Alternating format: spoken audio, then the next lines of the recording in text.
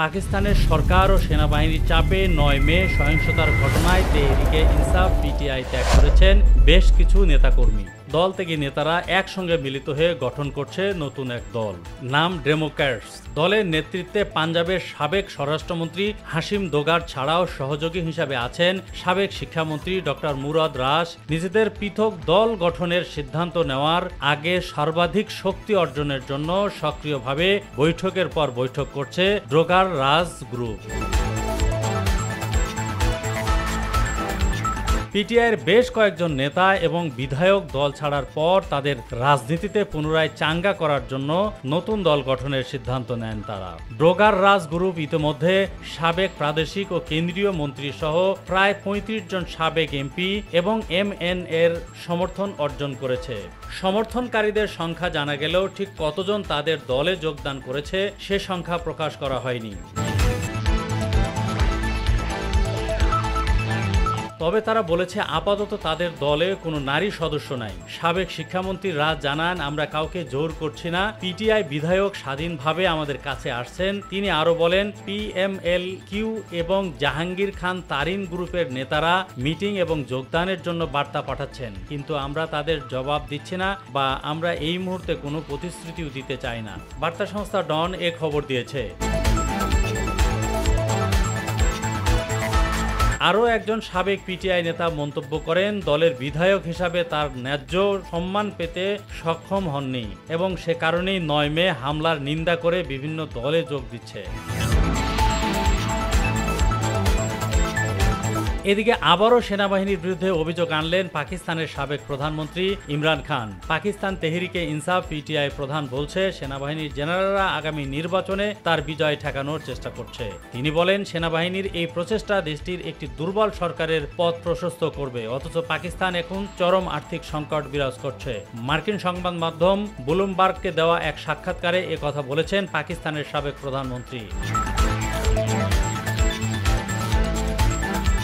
লাহোরের জামান পার্কে অবস্থিত নিজের বাসভবনে ব্লুমবার্গের সঙ্গে আলাপকালে মিস্টার খান তার সমর্থকদের গ্রেফতার করার জন্য সরকারের সমালোচনা করেন এবং সেনাবাহিনীর চাপের কথা উল্লেখ করেন। তিনি অভিযোগ করেন, পরবর্তী নির্বাচনের আগে তার পাকিস্তান তেহরিকে ইনসাফ পার্টিকে ভেঙে চুরমার করতে চাইছে তারা।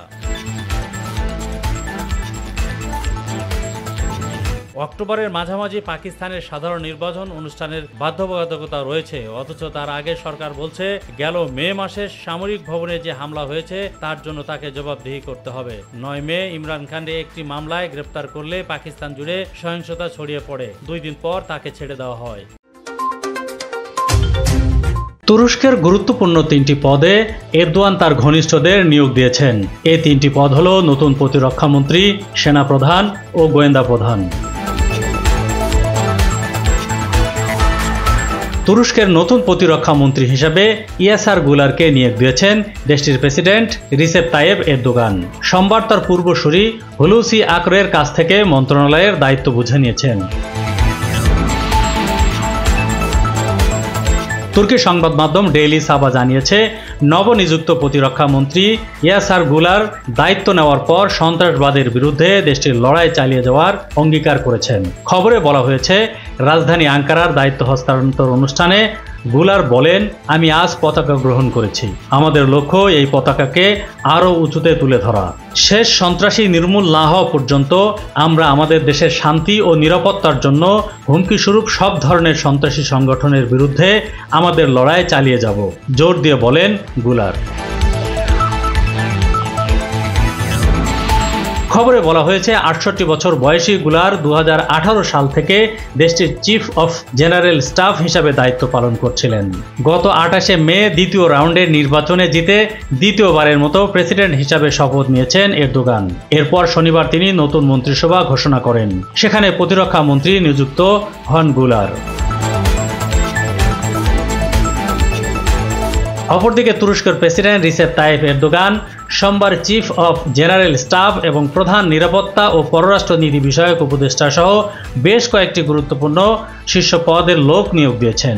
ডেইলি সাবা জানিয়েছে, অফিসিয়াল গেজেটে প্রকাশিত এক ডিগ্রি অনুযায়ী এরদোগান আকিফ সাকাতায়েকিলকে নিরাপত্তা ও পররাষ্ট্রনীতি বিষয়ক নতুন প্রধান উপদেষ্টা হিসাবে নিয়োগ করেছেন। অপরদিকে তুর্কি স্বরাষ্ট্র বাহিনী টিএসকে ল্যান্ড ফোর্স কমান্ডার ভারকে মুসা এফসেভারকে অন্তর্বর্তীকালীন চিফ অফ জেনারেল স্টাফ হিসাবে নিয়োগ দেওয়া হয়েছে। তিনি তার অন্তর্বর্তী মেয়াদে বর্তমান পদেও বহাল থাকবেন। অন্যদিকে তুরস্কের অস্ত্র নির্মাতা প্রতিষ্ঠান এসএক্সালের সিও হালুক গুগল রাষ্ট্র নিয়ন্ত্রিত প্রধান প্রকল্পের দায়িত্বে থাকা শীর্ষ প্রতিরক্ষা সংস্থা ডিফেন্স ইন্ডাস্ট্রিজের এসএসবির নতুন চেয়ারম্যান হিসাবে নিযুক্ত হয়েছেন। এদিকে তুরস্কের প্রেসিডেন্ট রিসেপ তাইয়েপ এরদোগান তার মুখপাত্র ইব্রাহিম কালিনকে জাতীয় গোয়েন্দা সংস্থা MIT প্রধান হিসাবে নিয়োগ দিয়েছেন। এরদোগানের কার্যালয় সোমবার গভীর রাতে এ ঘোষণা দিয়েছে। তুর্কি সংবাদ মাধ্যম ডেইলি সাবা জানিয়েছে, ইব্রাহিম কালিন সাবেক গোয়েন্দা প্রধান হাকান ফিদানের স্থলাভিষিক্ত হয়েছেন। হাকান 2010 সাল থেকে গোয়েন্দা প্রধান ছিলেন। শনিবার নতুন মন্ত্রিসভায় তাকে পররাষ্ট্রমন্ত্রী হিসাবে নিয়োগ দিয়েছেন এরদোগান। অপরদিকে তুরস্কের প্রেসিডেন্ট সোমবার চিফ অফ স্টাফ জেনারেল এবং প্রধান নিরাপত্তা ও পররাষ্ট্র নীতি বিষয়ক উপদেষ্টা সহ বেশ কিছু গুরুত্বপূর্ণ শীর্ষ পদে নতুন লোক দিয়েছেন।